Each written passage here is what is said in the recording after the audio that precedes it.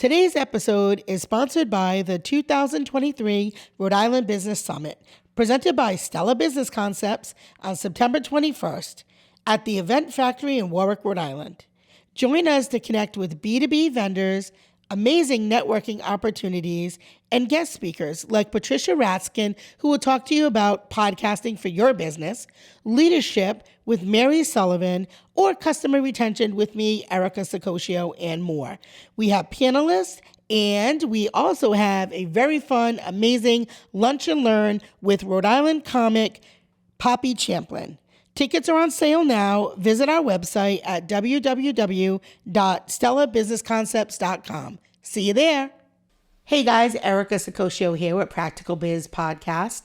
And did you know that 90% of American small businesses are run by family-operated companies?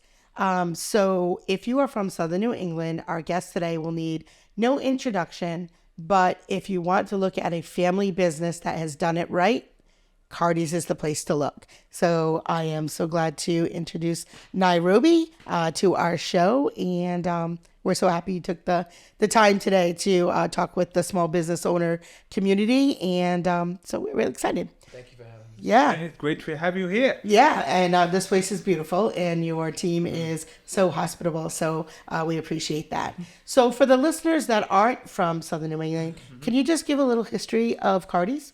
Oh boy. Well, it started in 1928 as a general store. Goes back to our grandmother. And so our grandparents immigrated from Itri, Italy, which is about 150 miles south of Rome. And then when they came to the United States, they needed a way to support the family, so they opened a general store. Grandfather was in the sand and gravel, pick and shovel business, if you will. Grandmother ran the general store. And then it evolved from there. So we're up into the third generation. So your first store started Cranston, is that correct? Knightsville section of Cranston. Yes. So my husband is a Sicosio, Okay. who also is from Itri. There you go. So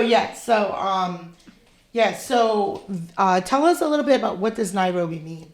So our great aunt Grace, in many moons ago, we had a very small used rowboat that our dad bought us when we were kids. And it was a subtle way of saying, as our brother Nick would always say, it was a subtle way for him to say, hey, you got to work to get anywhere in life. You got to move those oars. No motors, no sails. And so the boat, our great aunt Grace came over one day and said, well, boys, good Italian family, the boat needs a name. Yep. So she said, N-I for Nick, R-O for Ron, P-E for Pete, NIROPE, like the rope to tie the boat. Yep. And then over time it evolved to NIROPE, and we used it for our in-house advertising agency, NIROPE Studio, where you're rating here now. Yeah. And we used it to coin our business. So it helped us evolve our merchandising and product selection along with our pricing. Because one of our things is we don't have sales at Cardis. It's always the guaranteed lowest NIROPE prices. It's that we stand behind the product that we sell. So we use that moniker, if you will, to coin us and to also promote product. Yeah. And so I think when you think family too, like tying it all together, because really that is the root of everything, right? Especially in a family owned business. So let's talk a little bit about your in-house advertising, because when I came here, I was blown away. I had no idea there was even a studio in your store. I didn't know that. I didn't know any of that until I watched some interviews last night of you, and you had talked about that you did all of your advertising in-house. I had no clue. So then to come here and actually see the awesome folks, which are behind the scenes, but we'll get pictures of them, behind the scenes was really cool. So how did that concept come up? Well, we normally alternate back and forth, as you probably figured out by now, but what I'm going to do is I'm going to hand that one back to Peter, even though he just spoke, because he handles the advertising, so we'll let him take it. But over time, advertising, as we did more and more, became cumbersome. Because today, I mean, you've got all this wonderful technology. Yeah. Derek's here, and you're here, and you set all this stuff up, and it's very mobile. But years ago, it wasn't that way at all. You're groundbreaking. So if we had to go to a radio station to record just a small commercial, so you have to get in the car, go there, takes out come so back. much time. So we're still working, and to this day, we're working every day. We're here with our team, doing what we do. So time became an issue that we said, we can't do this anymore. As the computers started along, and when the Mac first came out and whatever, Macintosh or whatever it was, I don't know the specific, but once it got to the point where we could afford the technology, it wasn't crazy money, then we started to bring it in-house. We got a small Mackie board. Larissa was upstairs in my office, and we had just a small Mackie board and a couple of mics, and we would record. Then it evolved over to TV production and the whole gambit. We do farm out the videography work. Matt Moore does it for us. Stu Giannini did it for us for years. And we work with a variety of people, sometimes doing some animation stuff, some of the funky stuff. But the basics of it, we can do the writing, the production, TV and radio right here in the studio. And then upstairs we also do print. So billboards, whether it be digital or print boards, magazine, newspaper. Yes, it's still a pro job. So we do that in-house also. Wow. Do you or have you ever taught any other businesses on how you came up with that and what your process is? Well, we speak on it. We go to a lot of schools all the time. COVID, of course, put the kibosh on that for a while. But whether it be grade school, we've got reading week coming up, and we'll go talk to the kids, and advertising usually always comes up, or commercial work. But whether it be grade school, college, graduate school, it's kind of the same story. And the whole process is, for us, was to keep it local. Yeah. And keep it, real, right, wrong, or indifferent. Yeah. And we're part of that storyline. So we try. The biggest thing is to try to have some fun. Yeah. So that was in my notes here. I was like, what I really get from your commercials is they're very creative, they're very fun, but also show you as real people, and also show you as experts in the furniture industry, mattress industry. So it's a great way to put those things together. So this is the part that so I'm going to share, and I'm not sure this will make it through the podcast, but I want you to understand how meaningful your advertising is. So in 2019, my mom was in a nursing home right here in East Providence, and we were driving home, and she was close to the end, and I was driving home, and we came by your Spooky Spectacular billboard, and there were only 2 pumpkins, and I immediately started crying. I literally just understood in my heart what that meant.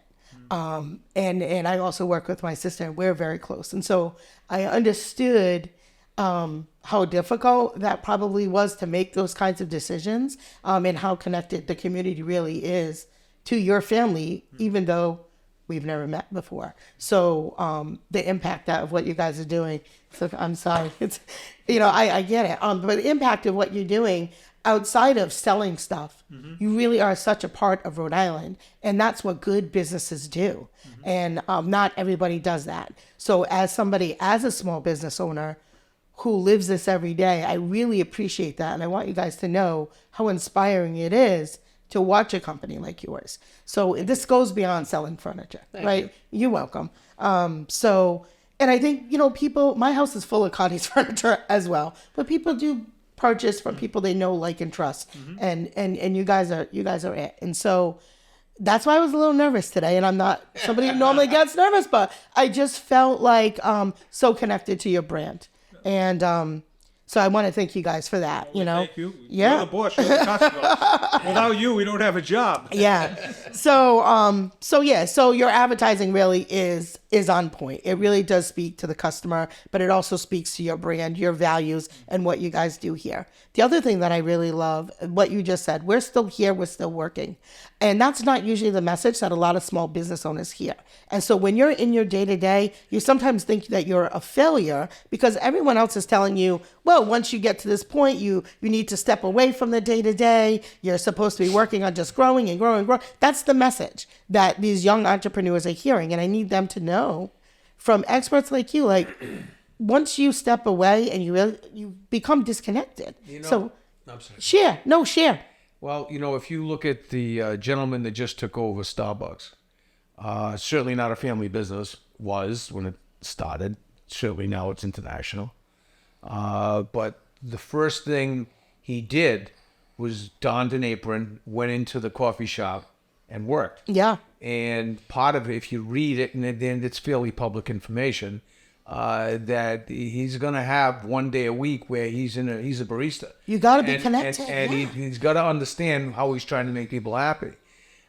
We are in the stores a lot, so our job, and the biggest job, is to get out of the damn office and get into the showroom and understand what it is. So Peter spends an inordinate amount of time on the line in the distribution center at 5 o'clock in the morning when they're loading these trucks, understanding the people that are going out to these homes to satisfy a consumer, because that's the last mile, literally and figuratively, when you're in the door of someone's home. And then of course the interaction that you get in the store. So it's good for everybody in the company to understand that we work, and it's bad for everybody in the company. So I understand that too. It can be good and bad because they understand that we understand. So sometimes, we grew up, as I said, and I wasn't exaggerating, with a pick and shovel in our hand. When you get a phone call and the driver says, "Well, this isn't going in the house," and you Google Earth the house and you look at it and you go, "Yes, that can go in the house. Yeah. I did it when I was 11 years old. Don't tell me you can't do it today." Yeah. And you have that kind of conversation. It's altogether a different conversation. Yeah. But to answer your question, yeah, there's a lot of people, and some people want to get into business to create a tech app or whatever and spin it off and go golf. We don't golf. So from that perspective, we do have enjoyment and things that we do to relax, but it depends on what you're into. You got to be, if you're going to survive, you got to be into it, enjoy it, and be immersed in it. And if you're not, then you might as well either just get a job, or find something that is some kind of a franchise where it's push this button, push that button. Yeah, I agree with that. Whatever it's worth. Yeah, I agree with that. I think it's the way that you stay connected with your customers and your employees. A lot of people are struggling with keeping their employees or finding great talent, but if you treat them right and they know that you care about them, they stay. Yeah, They stay, right? That's an important part. Yeah, so I think that that's important.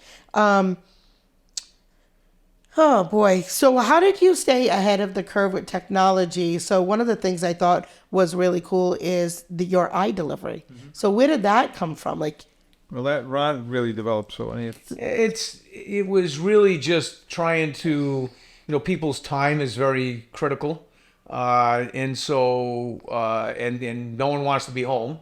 Yeah. Unless you want to be home, but for the most part, people want to be out and about. So we came up with a concept where, and now a lot of companies are doing it. We thought we were the only ones, but a lot of copied us. But, so you talk about some, I won't get into names, but you get some major, some of the largest companies in the world say they deliver the next day. We've been doing it for 30 years. In some cases, we deliver the same day. So we were long ahead of that curve. But with that came some challenges.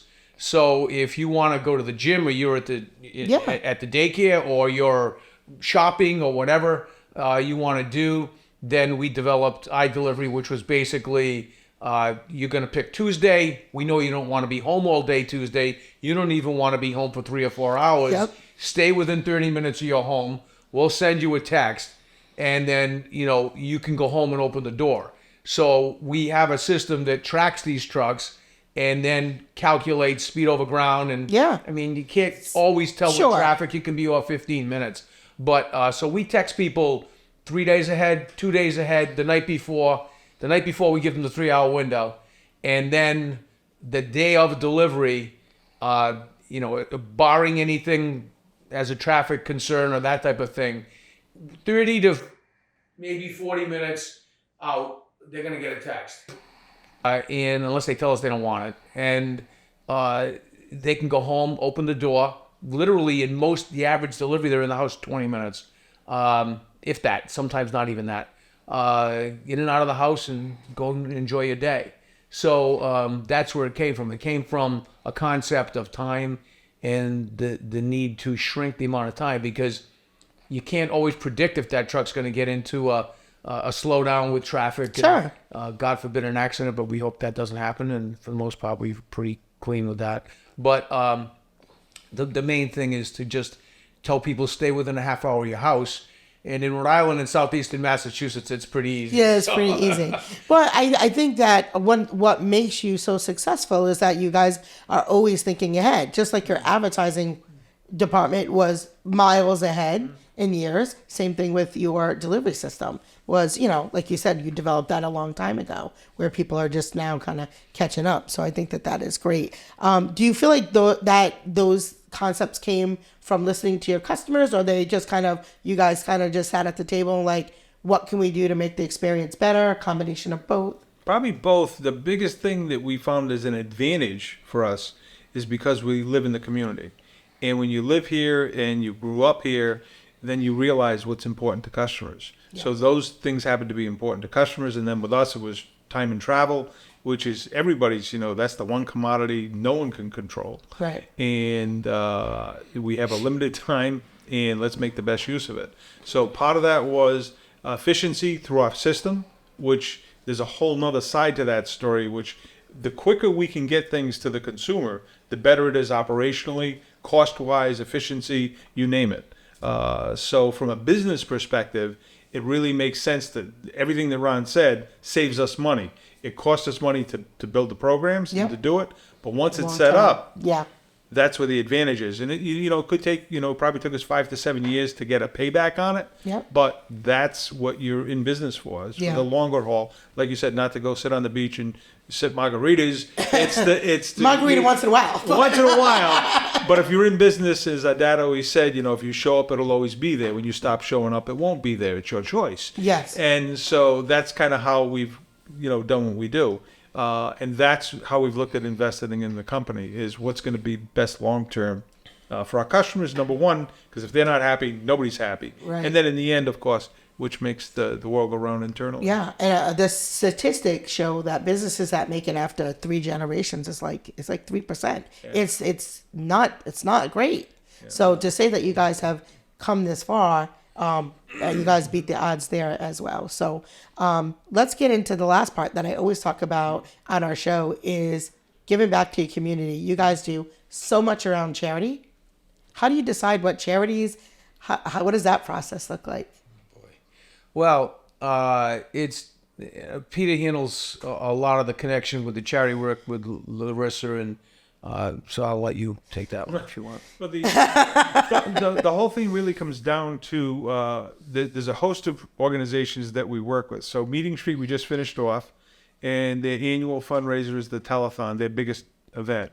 And that's a huge, huge project that we have. I don't know if we can mention, but with Channel 12. You can, yeah. And they do a fabulous job along with the radio stations iHeart. So those groups we work with for that, and that's an annual thing that's been going on for years. We've been involved with it, my God, over 40 years. I know, I'm 52. So it's been a long time. The zoo is just starting a new program called Dinosaurs Among Us. So that's coming out. We've worked with, and you mentioned the jack-o'-lanterns, the Spooktacular and all that. Yeah. So that was going on. We were the first ones involved with that because we kind of grew up here. Not that we know what's important, but we feel that we think we know what's important to us, and we think that, okay, we're just like everybody else, then it's probably going to be important to our customers. Yeah. So we try to get involved with it. When we saw the Jack-O-Lantern thing, which is their largest fundraising event of the year, we were very happy to get involved with it from the very beginning, and we've stayed with it through now. When we get to the summer months, we get involved with the Rhode Island State Police, who do a fabulous job with different events throughout the year. You mentioned Toys for Tots around Christmas time. We've been doing that forever, it seems, which is a great, great event. It puts smiles on so many kids' faces. Yeah. And it gets the community involved. Yeah. And one of the stories Ron always tells is for the kids, and I'll leave that for him for a second, but how these things come up, from there it's a lot of local stuff, but we've also been involved with some international stuff. So we work with Arpin Van Lines. They're a wonderful company. Arpin Strong is their charitable arm, along with Ocean State Job Lot, wonderful local company, and have put together drives. We just did a massive one for the Ukraine. Now, the terrible tragedy that happened in the Ukraine, and unfortunately is still going on, and Larissa was involved with setting up the logistics, because it took a host of moving parts to be able to have a collection drive at our stores, orchestrated with Arpin, but then get it internationally moved to Poland and through the Ukraine, because it was in a war zone. which is not easy to do. But all Rhode Island, Southeastern Mass, and really everybody from New England participated. We had donations from everywhere. We ended up with, was it 18 containers that ended up to 16 to 18 containers that ended up with supplies brought into that war zone for people that needed it. So that happened to be something that was, you hate to call it a current event, but that's what was happening that was important. So there's I think with charity and what have you, we were brought up with, and there's a story within a little book there that we, again, Larissa wrote for us, and it talks about charity. And our great Aunt Grace, she would say, you go through life and you keep your hand open. If you keep your hand open, people can put things in, they can take things out. You hold on to what you got. Can't put nothing in. Maybe you can hold on to it, but Yeah. over time, it doesn't mean anything. Yeah. And so that's the charity aspect of what can you do. We can't do everything. No one can. Right. But we always say if We all everybody can does do a our little, part. That's right. you be a part of it and try. Yeah. And as a teacher, I appreciate that. And like I said, even with the Toys for Tots, the young children are part of that. Not only do young children receive, but the young children give. And they go with their parents to the store and they purchase toys to bring to the daycare, then go in the box, then they get dropped off at Cardis and Warwick. But so it has that ripple effect, Ron's got a great story because it's an important one. Yeah, when we first brought our kids, myself and my wife, to the store, when they didn't, the concept of getting a toy was there. The concept of giving that toy was not there. So when they first walked in, it was like, oh my God, they were upset. And then the second year when we did it, they were still upset, but they knew it was coming. The third year, they kind of got it. It took 3 years before they got the concept. And now they're teenagers, but I mean, it's their, they get it. It's not all about them. So it's something that helps. And then this year, of course, in addition to the U.S. Toys for Tots with the Marines, Peter's involved with the one with the local Y, and Steve O'Donnell with the Y, and they have given out thousands, I would think, of toys locally, directly in the cities, and they just do a phenomenal job. So I can't even tell you how many toys. I mean, it's hundreds of thousands over the decades. Yeah. So it's good, and everybody's going to do what's good for them. So when we always say that, even with people, the biggest issue even in the country, and I think in some parts of the world, is people that do want to do good or help want to not be scammed is a better way for me to put it. And so they want to know where their money's going, or whether the thing that they're giving is going. And we've garnered that trust so that people know it's going to go where we say it's going to go. So that's pretty much it. I've had people walk up to me in a restaurant and say, "Here's $100. Give it to me." Yeah, no, we know you'll take care of it and give it to the toys. Okay, thank you. But it's kind of funny when that happens. Yeah. Well, thank you for your leadership, in that role, and being exceptional business owners, because it does show. Before we wrap up, is there any one piece of advice that you could give to other family businesses that maybe will help them get to generation number 3? Well, I mean, you got to get. I'm sorry. No, go ahead. I mean, to the first to the second is the biggest leap. I mean, Yeah. that's a big leap, and then second, to third is another big leap. So when you get to 3 to 4, you're right. It starts to, with every leap, it gets a lot smaller, and that's because people either get used to I call it the generational thing, as their parents came here from whatever country they immigrated from, because we are a country of immigrants. I know that's a controversial subject these days, but it's reality.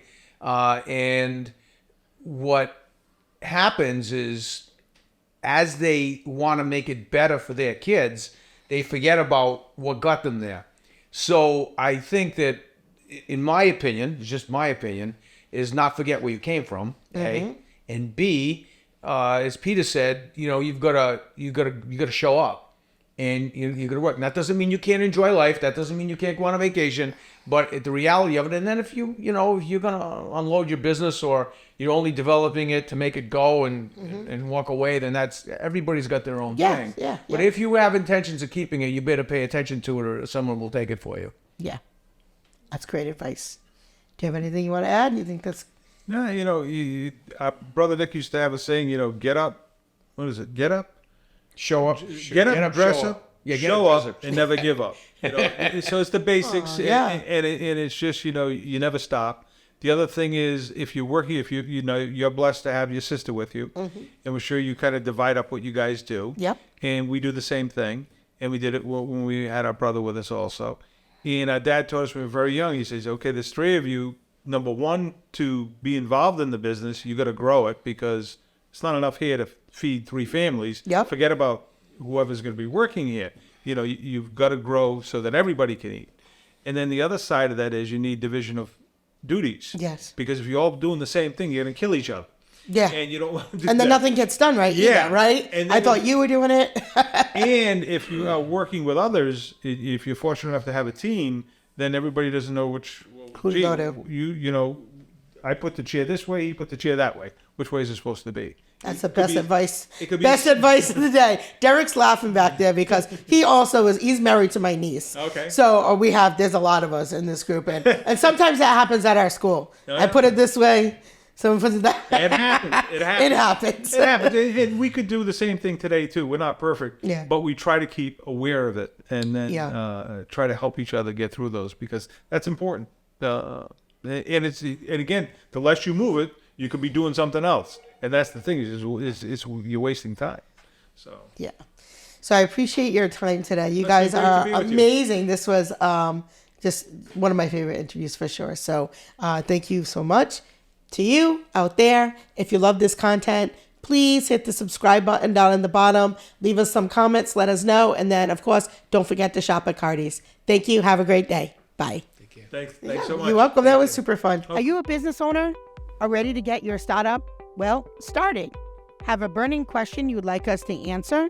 Want to know more about the services we offer? Or register for upcoming workshops and events? Looking to book a guest speaker?